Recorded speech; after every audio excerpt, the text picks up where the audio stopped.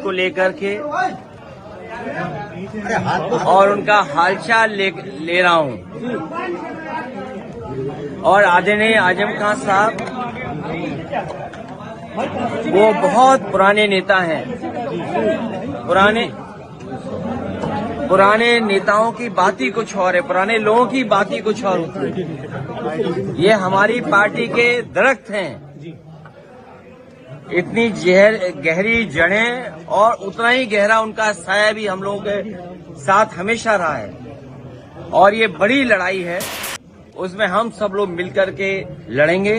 उनका स्वास्थ्य अच्छा हो, उन्हें न्याय मिले और शायद देश के इतिहास में और पॉलिटिकल कैरियर के इतिहास में पता नहीं भारतीय जनता पार्टी कौन सा गिनीज वर्ल्ड रिकॉर्ड बनाना चाहती है, कौन सा वर्ल्ड रिकॉर्ड की पॉलिटिकल परिवार आदरणीय आजम खान साहब पे सबसे ज्यादा केस लगे हैं। कोई अगर दूसरा परिवार ऐसा हो जहां पर केस लगे हों, उनके ऊपर है गलत केस लगे, उनकी पत्नी पर बेटा अब्दुल्ला और उनके परिवार के और जितने भी साथी रहे, उन सब पर इस सरकार ने झूठे मुकदमे लगाए हैं।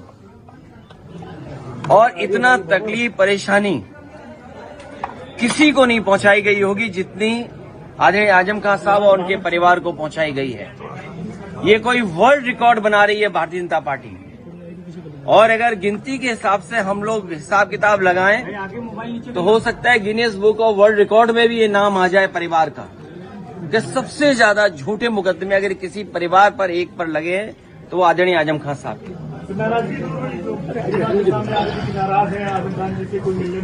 मैंने आपसे कहा कि पुराने लोग, पुराने समाजवादी जो नेताजी के साथ रहे और जो नेताजी के साथ हैं, उनकी बात ही अलग होती है। 2027 में क्या देखते हैं अगले की?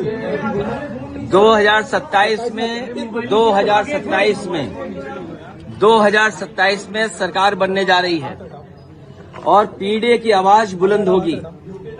कि कोई कल्पना कर सकता है कि सुप्रीम कोर्ट में जज साहब के ऊपर भी जूता फेंक दिया गया हो या जूता निकाला गया हो। हालांकि वो बात यहाँ करने की नहीं है। आज मैं आदरणीय आजम खान साहब का हालचाल लेने आया था, क्योंकि जेल नहीं पहुंच पाया था, इसलिए मैं मिलने आया था। और लगातार हम लोग मिलते भी रहेंगे। लेकिन जो सुप्रीम कोर्ट में हुआ है, ये समाज में कहीं न कहीं एक संदेश जा रहा है कि पीडीए के लोग कहीं बैठे हों, जीवन में कभी न कभी अपमानित होते हैं। और ये बात मैं पहली बार नहीं कह रहा हूँ। एक बार विधानसभा में मैंने ये बात कही कि जो पिछड़े दलित, अल्पसंख्यक, मुसलमान भाई, आदिवासी, जो पीडीए परिवार है, वो एक सूत्र में बंधा हुआ है अपनी पीड़ा से। वो अपमानित महसूस करता है और इस सरकार में अपमानित हो रहा है लगातार।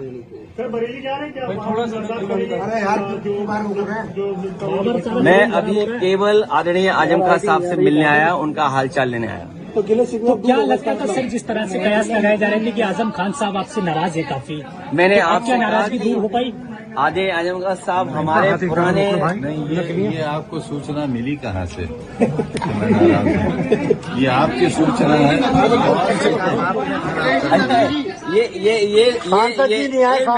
ये पत्रकार साथी, ये मेरा हवाई जहाज कहाँ उतार रहे थे आप लोग?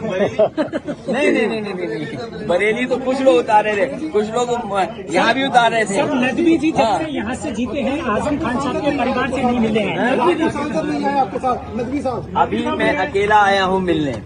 मेरा बेटा भी नहीं आया। उनको होना चाहिए था आपके साथ। ये आप लोग क्यों तय करते हो सब बातें?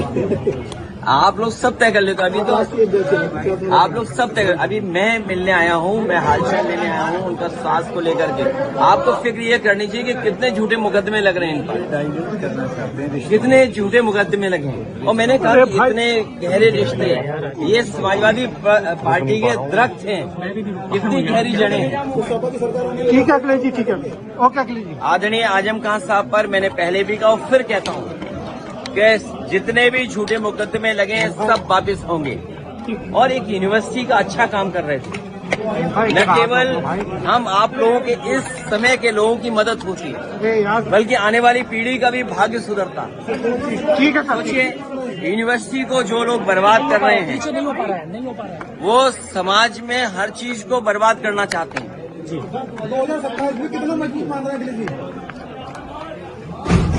इतना मजबूत हैं नहीं हो पा कि रहा है। भारतीय जनता पार्टी को जनता हटाने जा रही है।